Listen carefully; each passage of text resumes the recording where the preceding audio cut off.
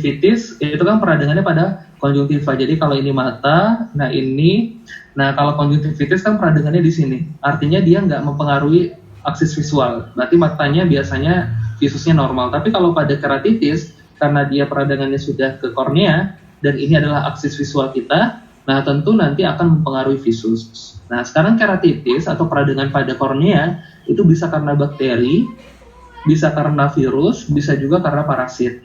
Nah, pertama bakteri.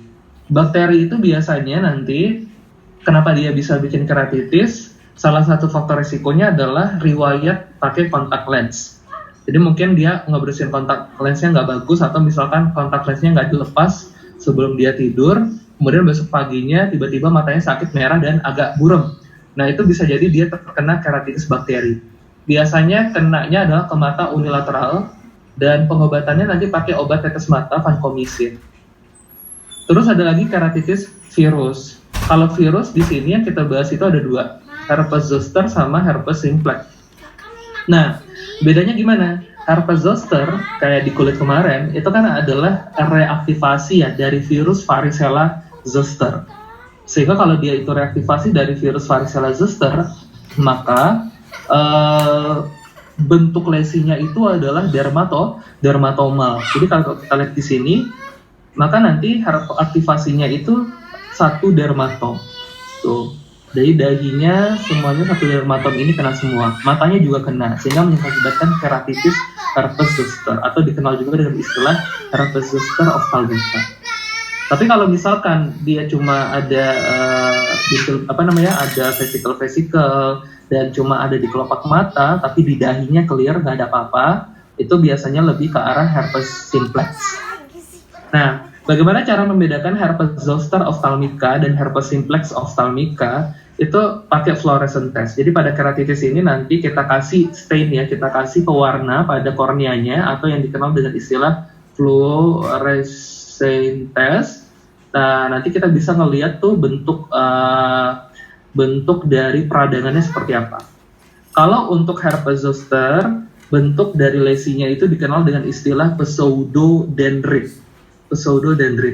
Sedangkan kalau herpes simplex, bentuk lesinya itu disebut dengan lesi dendrit.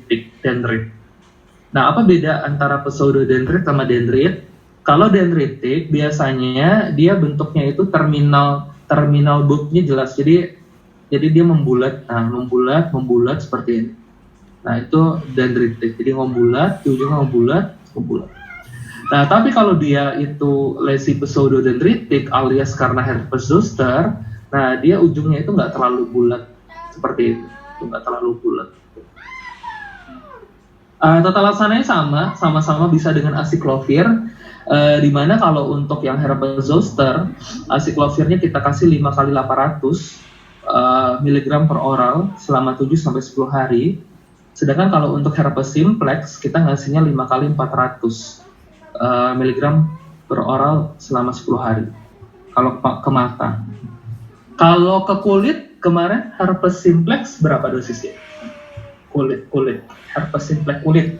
5 kali 200. Kemarin dosisnya berapa tuh? 5 kali 200.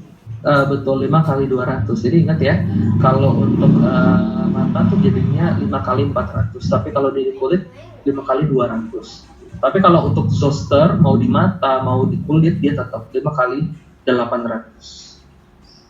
Oke, kemudian ada juga keratitis karena parasit.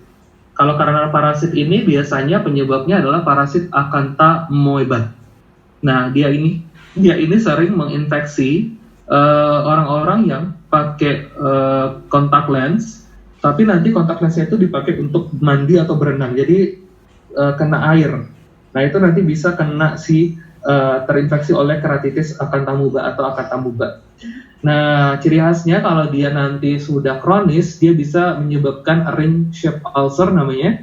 Jadi seperti cincin gambaran kornea. Nah, ini karena Acanthamoeba. Penata laksananya nanti biasanya adalah dengan memberikan amphotericin B drops, Amphobi. Oke, sampai sini ada yang mau ditanyakan?